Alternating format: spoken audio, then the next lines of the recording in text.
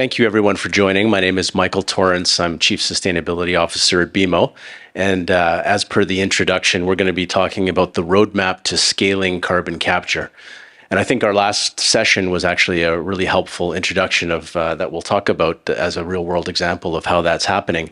And just to recap, carbon capture and sequestration or storage is a variety of technologies that are used to capture carbon dioxide at the source, transport it to somewhere that it can be sequestered or stored, usually in underground geology, preferably permanently. And under any IPCC scenario that you look at, or most of them, there will be some role for CCS in a net zero future. So while there is certainly a lot of debate and sometimes controversy about what is the right path to net zero, it's pretty hard to argue that CCS is going to play some kind of a role. It's a relatively mature technology. There's currently over 40 million tons of CO2 being captured and stored annually every year in the world. And it's also generally accepted that nature-based removals of carbon dioxide will not be sufficient for us to achieve the net zero aligned goals. There's a lot of different use cases. So the last panel was focused on the oil and gas use case, but it can be used for retrofitting industrial processes, fossil fuel-based electricity production.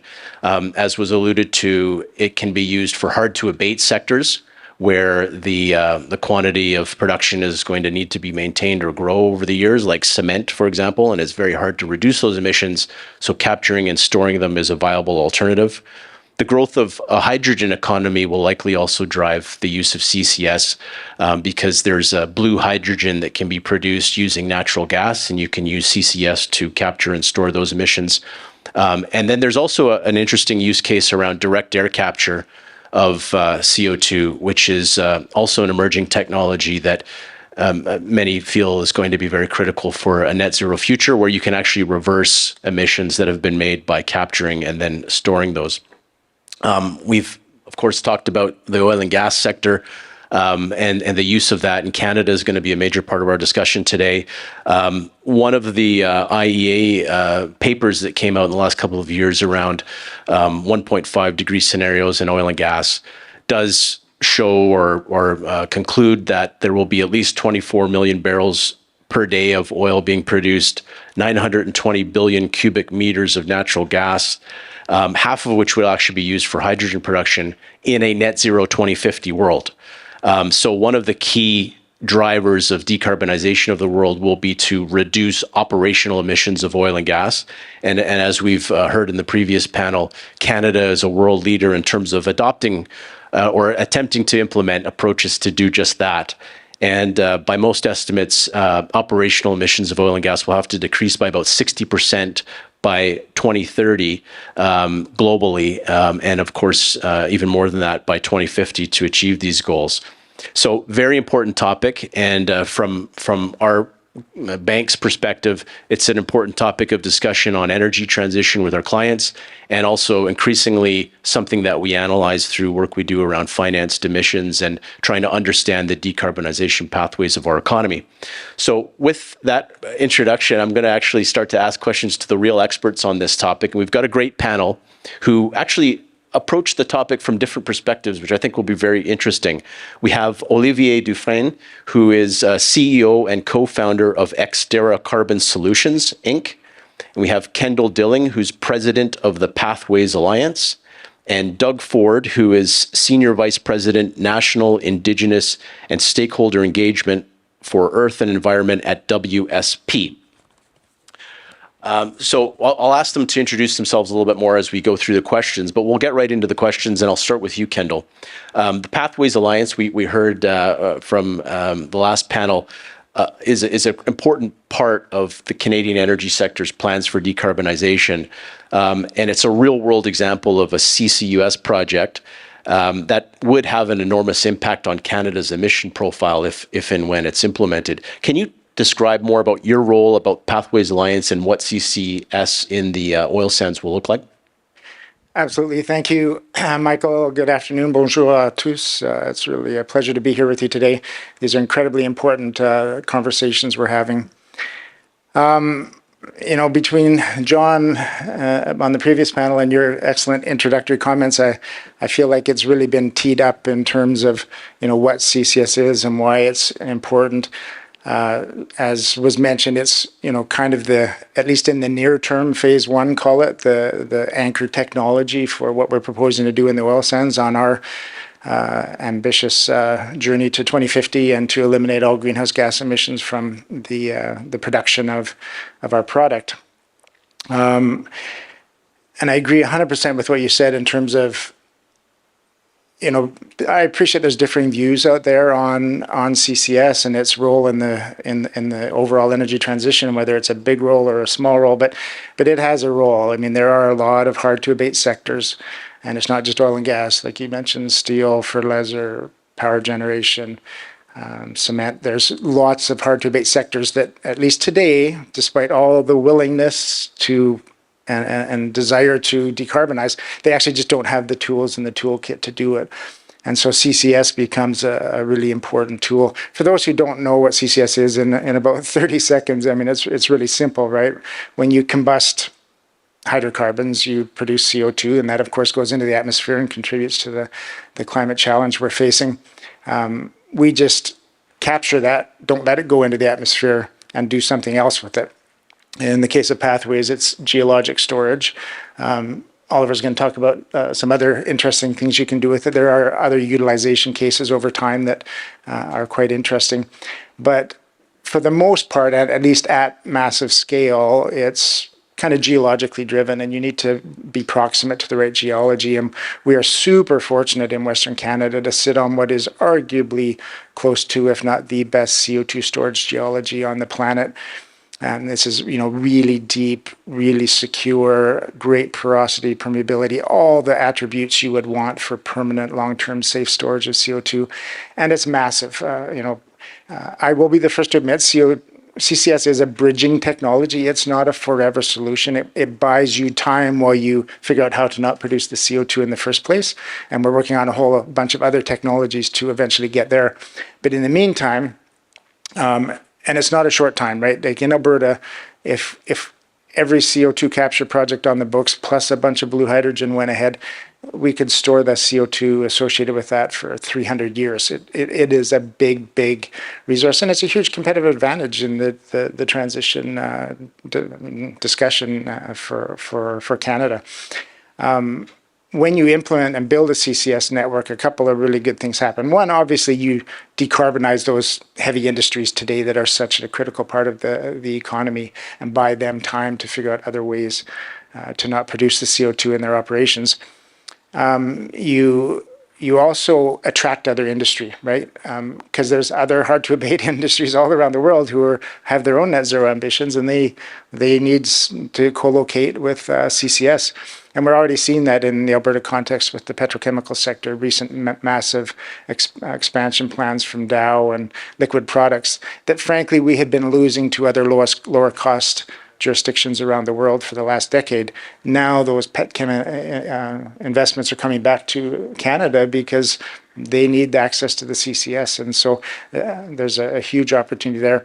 And then finally, because this will be a globally needed technology, Canada, who is currently a significant leader in CCS, can become an exporter of the expertise and the manufacturing and everything associated with that. So there really is a fantastic value proposition for CCS. And just lastly, I would just say, from a pure scale perspective, just our project could eliminate about 5 or 6% of Canada's total greenhouse gas emissions. There is no other project in Canada that can even come close to that from a materiality perspective. So another reason why, these are opportunities we have to seize.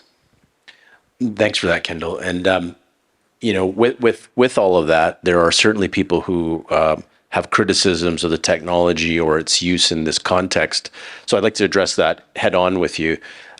There's challenges that have been raised about the feasibility of carbon capture and storage in this context, the cost being significant and maybe too costly for its benefit, or that the use of it could, the phrase is lock in production that might otherwise perhaps, I guess, not happen. What are some of the challenges that you see as being real to the Pathways proposal going forward. Do you think these will be overcome? And can you make the case for people who have those kinds of criticisms? I'll tackle those in the order you listed them. Number one, on the technology side, there's no technology risk. We absolutely can. We are doing this. We're already doing it in multiple commercial applications. People forget we've actually been doing this for decades in the industry for a different purpose. When you produce sour gas, you have to pull the H2S and CO2 out of the gas stream for safety purposes.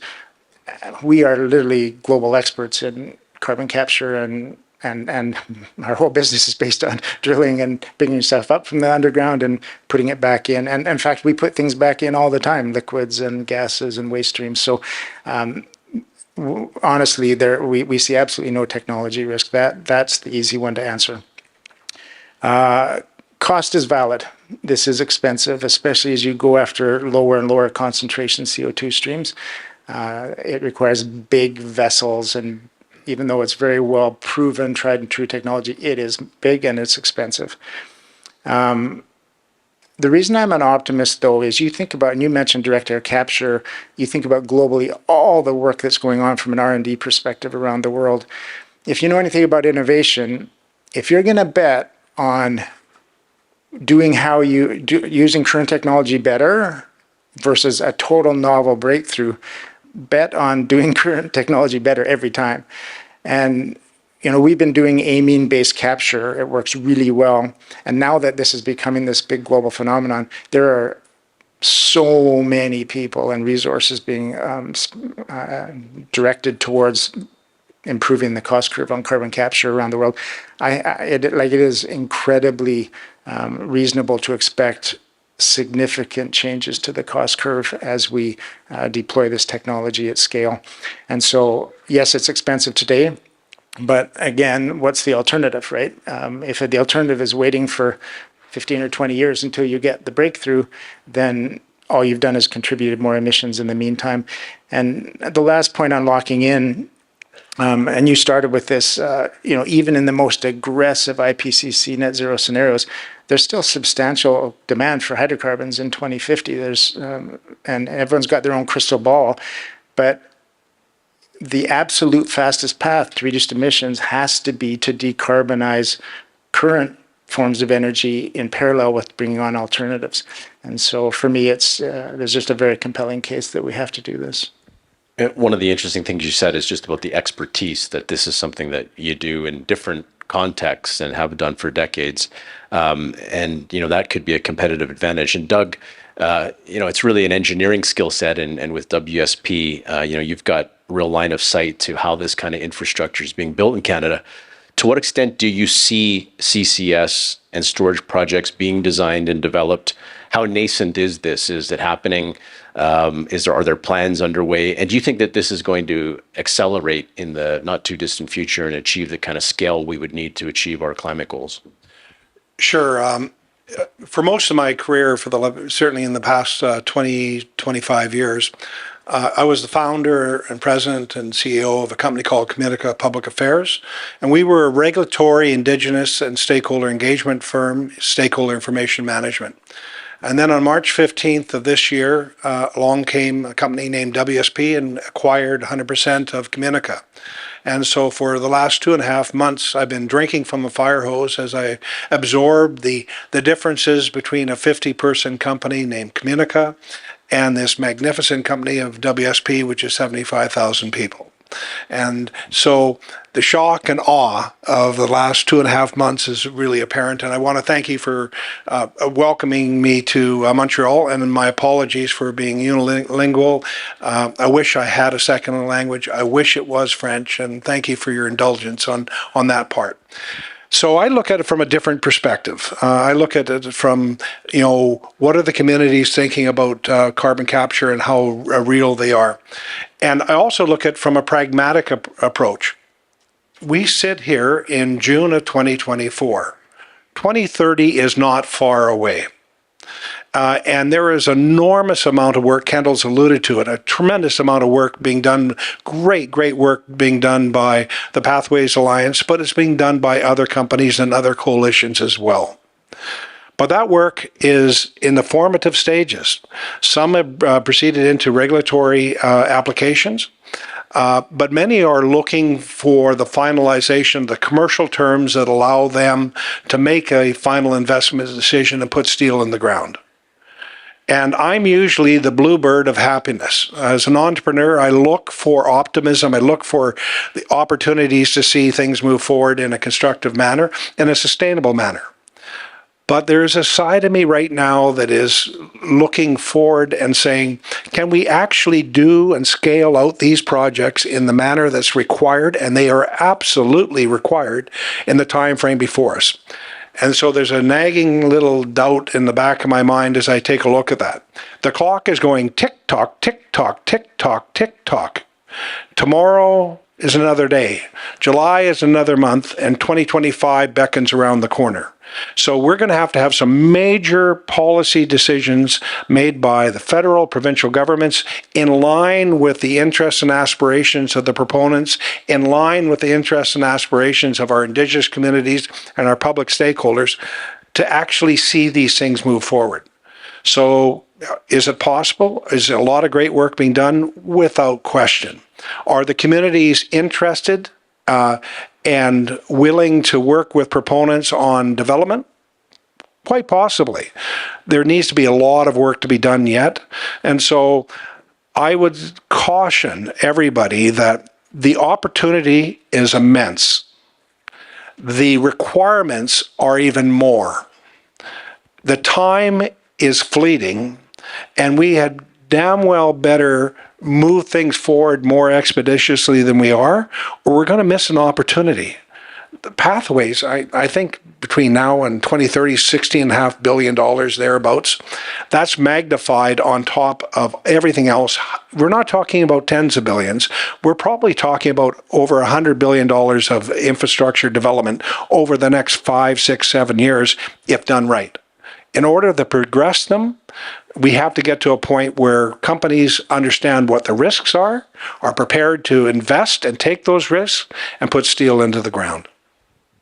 Well, I hear your call to action, Doug, and the need for urgency. And so maybe as a follow-up question, you're speaking to a room filled with people who may be public policy leaders, Indigenous community leaders.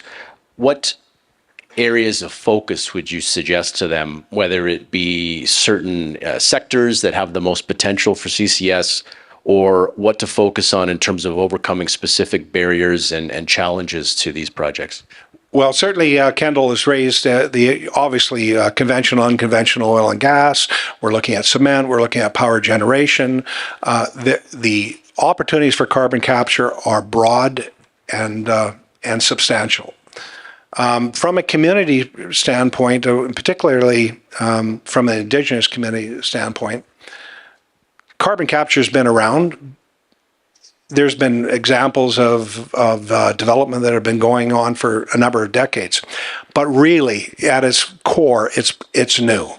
Most communities and most public stakeholders have really no direct connection to carbon capture initiatives. And so it really becomes fear in the unknown.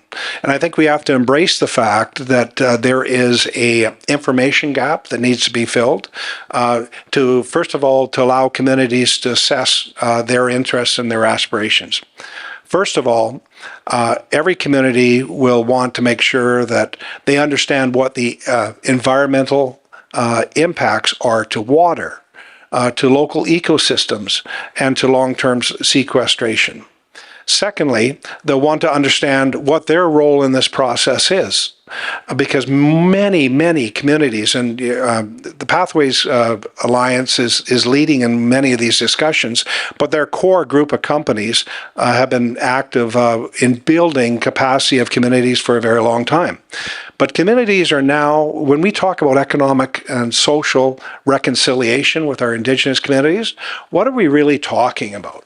We're talking about making sure that we provide the means and the ability of communities to embrace and support and enhance their cultures, their traditions, and their opportunities. Hope is a really big thing. And for many of our Indigenous communities, it's been sparse in terms of a commodity. But now they're seeing hope, and they're aligning their interests with opportunities that lead to, in many cases, equity participation.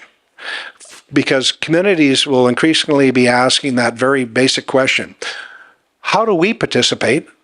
Long term, the best way to do so may well be at the equity side, where they have a line of sight of what is being done, where they have a decision-making process that impacts how operations are to be done. And at the end of the day, they really provide inspiration, hope, and opportunity for the communities.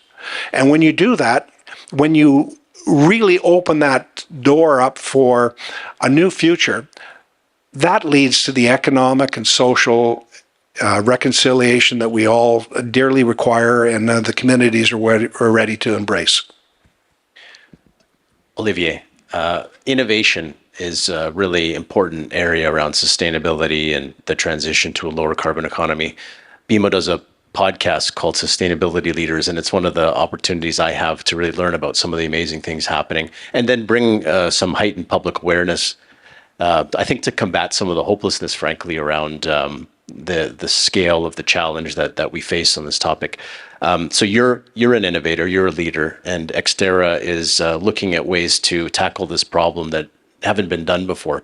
Can you just tell us about your company, first of all, and what are you seeing in terms of innovation around CCS with your particular firm's work as an example? Yes. So my name is Olivier, and thank you very much for having me. And I co-founded Exterra in 2021 to really, bring differentiated ways to store the carbon we all need to capture. I come from a mining background and worked in investment banking at BMO for a couple of years. But congratulations on that. Thanks. Yes, and really, the first thing we realized is that there's no real one-size-fits-all model to carbon management, especially when it comes to carbon storage. Obviously, on the west coast of Canada, we were blessed with significant underground storage opportunities. On the east coast, it's not the same. What we're doing is actually using mine waste that has magnesium or calcium that likes to bind with CO2 and bring these oxides to emitter sites to form carbonates at surface. And this is really the crux of what we do. It's a much needed, different approach to carbon storage. That's excellent. I mean, so it seems like you're kind of crossing different sectors by doing this. What would some of the challenges be to using that kind of technology? Like, I'm thinking of the transportation issue. Like, where do you think the source of carbon dioxide would be that would lead to the process you just described?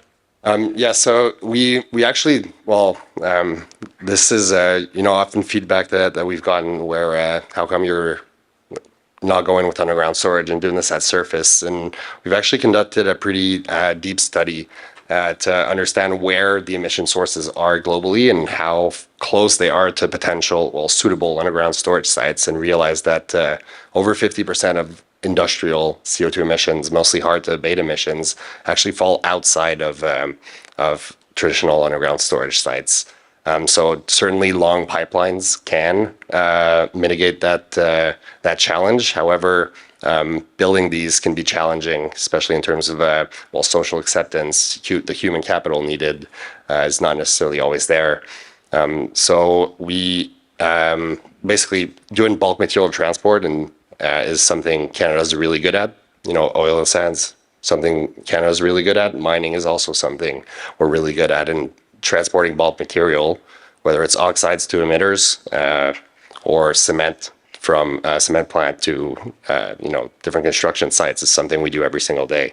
So it's technology that's also available today that can be used and deployed at scale today with the existing supply chain of the mineral supply chain. And what phase is your company in? So right now we're piloting. We're actually doing a big remediation project with the historical asbestos mine tailings in Quebec. Quebec used to produce about 50% of all the world's asbestos, and what comes out of this asbestos production is huge mountains of rocks sitting at surface. A big advantage of using this material is that back in the days they were looking at asbestos what was left behind is actually a very high concentration of nickel as well as silica in that rock and the magnesium that we're extracting for carbon storage. So that allows us to actually not be dependent on a CO2 pricing, which often has some uncertainty, and we definitely need government to bring that certainty for these large projects to move forward. But being able to produce byproducts with this waste is allowing us to cover that increased cost of actually transporting rocks. But at the end of the day, you're either transporting the CO2 to the storage site, or you're bringing the minerals there to mineralize the CO2 directly and then dispose of them closer to where the emission site is. So you've alluded to my next couple of questions. A couple of years ago, BMO acquired a carbon credit origination and trading business. So I've learned a lot about how all that works. We've been carbon neutral and so been a purchaser of these things since about 2010, but now have a business around this too. So you mentioned carbon credits and sort of the unpredictability around the pricing. But what do carbon credits mean for a business like yours? They can be ways to monetize carbon capture, perhaps to incentivize the adoption of technology like yours. What role does it play in your business model? Well, carbon credits is really where the Exterra started. So the first thing we did when we started Exterra was to develop protocols with registries on the voluntary carbon market that basically lays down the rules of how you calculate mineralizing CO2 using waste, because it hadn't been done before. And doing these registries, we actually have one out with a company called Pure Earth.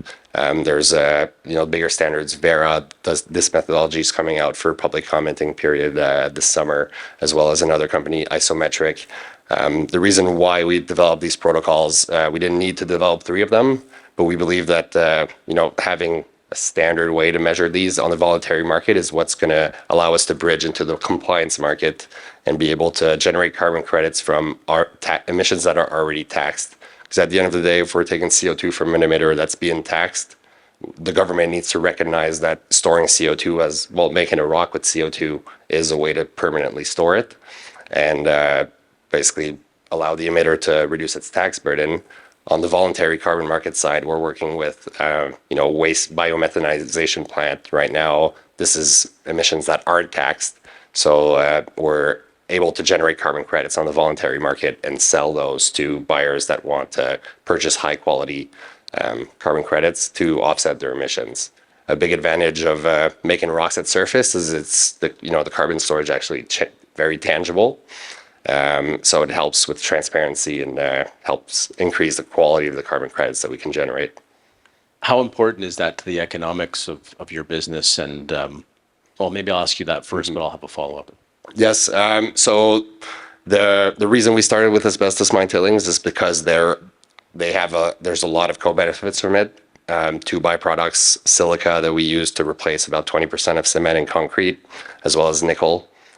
So those cover the majority of the revenues from the project. Carbon is about 15% of the project revenues. However, should there have been government purchasing or incentives similar to the IRA that guaranteed that price, perhaps we would have used a simpler material. Obviously, dealing with asbestos mine tailing is not simple. We're destroying the fibers, but there's it's a long process to get this thing started at scale. So government purchases could help in terms of stabilizing the use of carbon credits. Is there anything else that you see as a potential unlock from government policy? Well, I talked a bit about the IRA here, but it really putting incentives drives innovation a lot further than highly specific grants would. There are significant grants, and we're in the middle of critical mineral production as well as decarbonization. So we do have access to the potential to have access to a lot of grants, but really setting a price on carbon that has long-term certainty is really going to drive innovation, and I think we've seen this happen in the U.S. significantly. Doug, over to you. The last panel talked about CCS in the oil sands context. And there was a comment that this is really not a revenue generator. But one potential area where it could be, or CCS could be, would be in respect of carbon credits. And you mentioned, equity participation of Indigenous communities. What role do you see carbon credit generation playing to create the right economic incentives to accelerate CCS, but also to maybe broaden the benefits of it to other stakeholders? Well, it's a really interesting and timely question. The ability to monetize carbon capture, these are very, very technically feasible but very expensive initiatives. And so, companies are looking at their investment into carbon capture and a means that will actually allow them to make a decision, a final investment decision. And in order to do so, they have to understand the commercial underpinnings really, really well. There's a company out of Edmonton, Capital Power, a few weeks ago announced that they were shelving their carbon capture project, a $2.4 billion project. And the reason was it was technically feasible, but not commercially viable. And that's the two words I keep thinking about, commercially viable. It takes the courage of Leo the Lion to sign your name up to an investment that can fundamentally alter the commercial viability of your company. So understanding carbon credits, understanding the commercial underpinnings are absolutely critical to these companies being able to invest.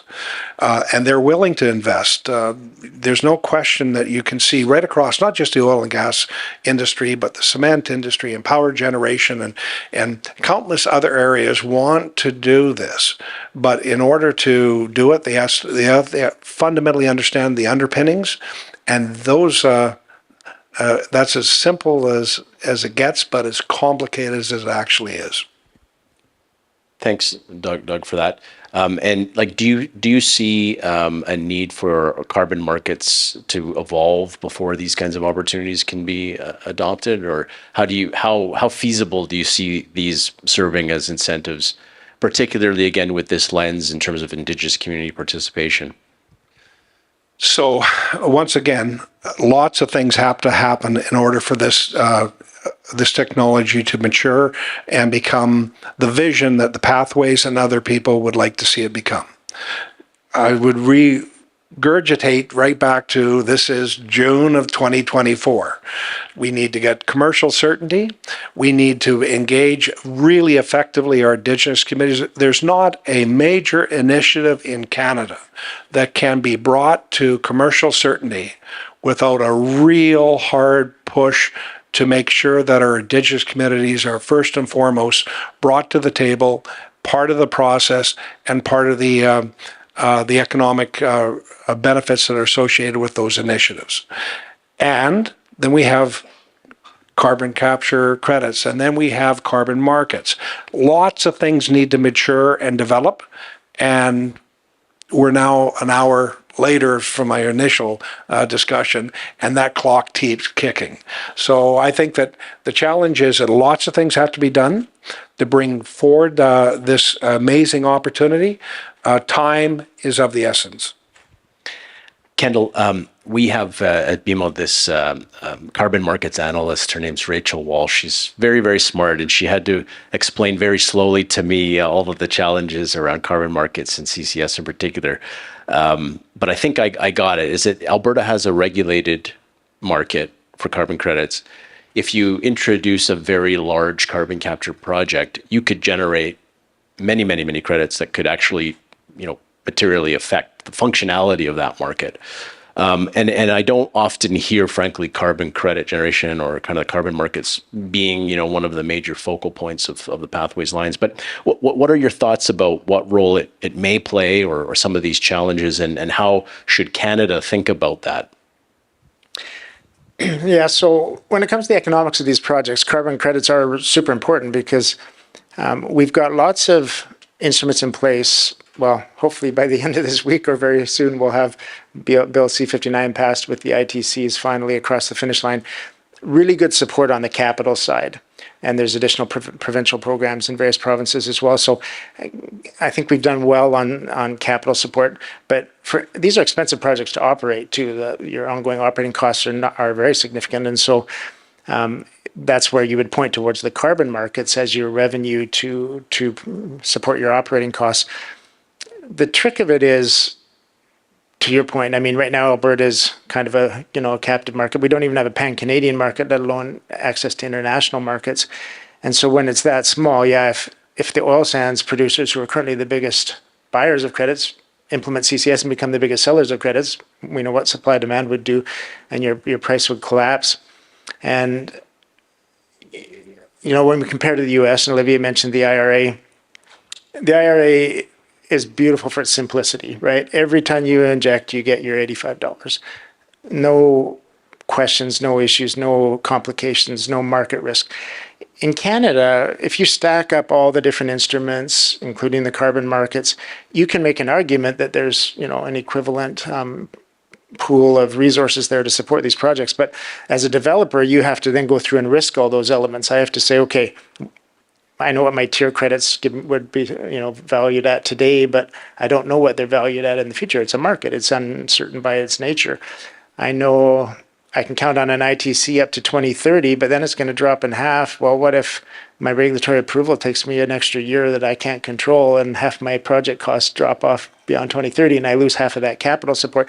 So as a developer, you have to risk all these elements, and when you compound all that risking, it ends up being, a material quantum less than, a production tax credit that we would see in the U.S., for example. So that's the challenge. The carbon markets are great. They're 100%. We support them, and we see that as being the platform going forward for Canada. But in the interim, it's really risky. And that's where, carbon contracts for difference come in. Governments understands that and has talked about working with industry. But that's ultimately just shifting the risk now to governments. And they don't have infinite capacity to take on that risk either. And so ultimately it's a circular conversation of, how fast will we decarbonize across the economy? And what will the resulting carbon price be? And that's a very, very difficult thing to make today, multi-billion, tens of billions of dollar, FID commitments on this very uncertain future.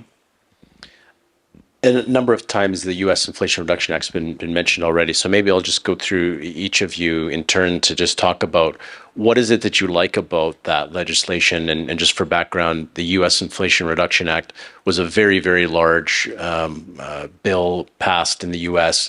designed to promote decarbonization at a really huge scale. I think trillions of dollars of investment will either be directly the result of it or will be, compounded by private sector investment driven by the IRA. And Canada has thus far taken a different approach than that. But just knowing what you know about it and about your own businesses, what do you like about it? What are the challenges of it? What do you think could be serving as a model for Canada? Well, definitely the direct incentive is the biggest thing I like most. I think we all can agree on this. Having a price tag there, innovators are going to build towards that, and people are going to fund companies building new technologies because they know that price is there. The government's going to pay for it, and it's applicable to a broad range of technologies as well, which is often with the current state in Canada, the ITCs are applicable to underground storage in 2 provinces, as well as CO2 mineralization in concrete. Mineralizing CO2 in tailings like we're doing, it's the same chemistry as mineralizing CO2 in concrete, different rock, but we have to go through lobbying with the government to get this approved so that we can actually count on the ITCs when we go and build our first large-scale project. So having that direct incentive that is technology agnostic is a big plus that I see in the IRA that should, bridge its way to Canada and perhaps have the right infrastructure to accept new technologies much more easily in the Canadian framework. So certainty and simplicity seems like one of the strengths of that. How about you, Kendall? What do you think? Yeah, if I had to characterize what the primary difference I see between what the Americans are doing and what we're doing, and let's be clear, the IRA is very sophisticated industrial policy. That they're viewing this as an opportunity, and frankly, it's a lot to do with the geopolitical dynamics with China and the market they've cornered on a lot of the transition technologies and critical minerals. So. Americans have been very thoughtful about that. And we, as Canadians, we had a good decade of being able to look down our noses at the Americans as climate laggards. But once that machine gets rolling, you watch, they will leave us in their dust. And they'll do it because they know the power of the market. They know the power of entrepreneurs. Canadians sometimes, I put myself in this group where we're almost too smart for our own good at times. There's really smart, caring, committed people all around this country sitting in conference rooms trying to map out the energy transition on whiteboards. And the only thing I can tell you for sure, and this is with no disrespect to any of them, they'll get it wrong. Like, that's just not how innovation works. That's not how technology develops. You need to try things. You need to fail. You need to fail fast. You need to learn and keep going. Whatever that ultimate mix of technologies is that gets us there is something different than we're thinking about today, guaranteed. And the Americans don't waste their time trying to white map it out. They just let the market loose, right? They just say, here's your incentive, and people get, like Olivier, entrepreneurs, they'll fill that void and they'll figure it out far faster, more efficiently than the best brains in the world can. So that is the main difference. And, you talk about as carrots versus sticks is another way to describe that. At the end of the day, I'm not naive. Canada doesn't have a $2 trillion war chest to take the exact same approach. But nonetheless, there are lessons there we can learn about getting out of our own way and letting the markets and letting our innovators succeed. Yeah. And over to you, Doug. And maybe I'll just layer in is just generally speaking, what's the role of government in all of this? And the IRA is one example of a model, but just generally, is the government doing enough? And what more could be done from a policy perspective? From a policy perspective, what is happening south of the border, simplicity is a beautiful thing. And allowing the market to actively engage produces results. And we are losing investment to the United States right now because of the very nature of the simplicity, and also an understanding of timelines and how processes need to be undertaken.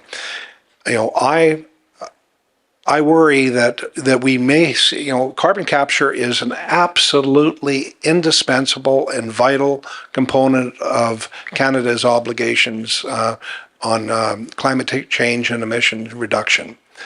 No question about it. There's almost no scenario that I understand or can envision that carbon capture won't play a very, very, very unique and major role in that. But I also see sort of parallel right now between carbon capture development in Canada and LNG.